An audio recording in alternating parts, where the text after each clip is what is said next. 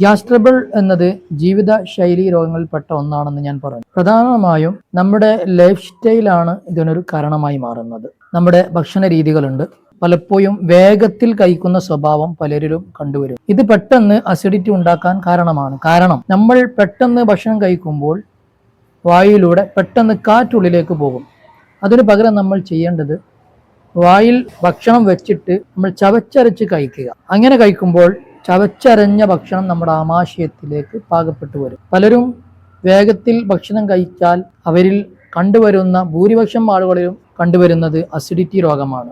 അതുപോലെ ഭക്ഷണം കഴിച്ച ഉടനെ തന്നെ വെള്ളം കുടിക്കാതിരിക്കും. അരമണിക്കൂറിന് ശേഷം വെള്ളം കുടിക്കാം. അതോടൊപ്പം തന്നെ വെള്ളം കുടിക്കേണ്ടത് അല്പാൽപമായിരിക്കണം. പെട്ടെന്ന് നമ്മൾ വെള്ളം കുടിക്കുന്നത് പ്രശ്നമാണ്. അതോടൊപ്പം പലരും സോഡ കുടിക്കാറുണ്ട്, കൊക്കക്കോള കുടിക്കുന്നുണ്ട്. ഇത് ഒരിക്കലും ഗ്യാസ് ട്രബിളിനെ ചുരുക്കാനുള്ള ഒന്നല്ല, അത് പരമാവധി കൂട്ടുകയാണ് ചെയ്യുന്നത്. അതുപോലെ അധികമായ രീതിയിൽ നമുക്ക് ഗ്യാസ് ട്രബിൾ ഉണ്ടെങ്കിൽ ഇടത് ഭാഗത്തേക്ക് ചെരിഞ്ഞു കിടക്കും. നമ്മുടെ തൊമക്ക് വരുന്ന ഭാഗം ഇടത് ഭാഗത്താണ്. ആ ഭാഗത്തേക്ക് നമ്മൾ അല്പം ചെരിഞ്ഞു കിടക്കുക എന്നതാണ്. അതുപോലെ തന്നെ ഇഞ്ചി, അതുപോലെ ചൂടുവെള്ളവും അല്പം നമ്മൾ തിളപ്പിച്ചിട്ട് വെള്ളം കുടിച്ചാൽ ഗ്യാസ് ട്രബിളിൽ നിന്ന് മാറ്റമുണ്ടാകും. അതോടൊപ്പം തേന് ചെറിയ ചൂടുവെള്ളത്തിൽ ഒഴിച്ച് കഴിക്കാവുന്നതാണ്. നമ്മൾ ചെറിയ രീതിയിലുള്ള അസിഡിറ്റി ആണെങ്കിലാണ് ഇത്തരം കാര്യങ്ങൾ പറഞ്ഞത്.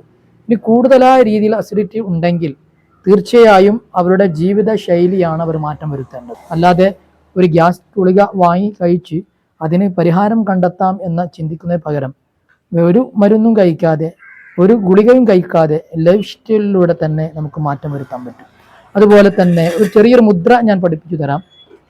ഗ്യാസ് ട്രബിൾ അസിഡിറ്റി ഉള്ളവർക്ക് അവരുടെ അസിഡിറ്റിയെ നിയന്ത്രിക്കാൻ നല്ലൊരു മുദ്രയാണ്. അഥവാ നമ്മുടെ തള്ളവിരലും ചെറുവിരലിലേക്ക് കൂട്ടിപ്പിടിച്ചിട്ട് അതുപോലെ ഈ മോതിരവിരൽ ഇതിൻ്റെ മുകളിലേക്കാണ് വരേണ്ടത്. ഈ രീതിയിൽ നമ്മൾ 3 നേരം കുറഞ്ഞ സമയം ചെയ്താൽ നമുക്ക് മാറ്റം വരുത്താൻ പറ്റും. ഇത്തരം കാര്യങ്ങൾ നമ്മളൊന്ന് ശ്രദ്ധിച്ചു കഴിഞ്ഞാൽ അസിഡിറ്റിയെ നമുക്ക് ഇല്ലാതാക്കാൻ പറ്റും. പ്രധാനമായും നമ്മുടെ ലൈഫ് സ്റ്റൈലാണ്. അത് മാറ്റം വരുത്താത്ത കാലത്തോളം ഒരു നിലക്കുള്ള താൽക്കാലികമായ രീതിയിലുള്ള ഗുളികകളോ മറ്റു പ്രവർത്തനങ്ങളോ ചെയ്തുകൊണ്ടാവില്ല.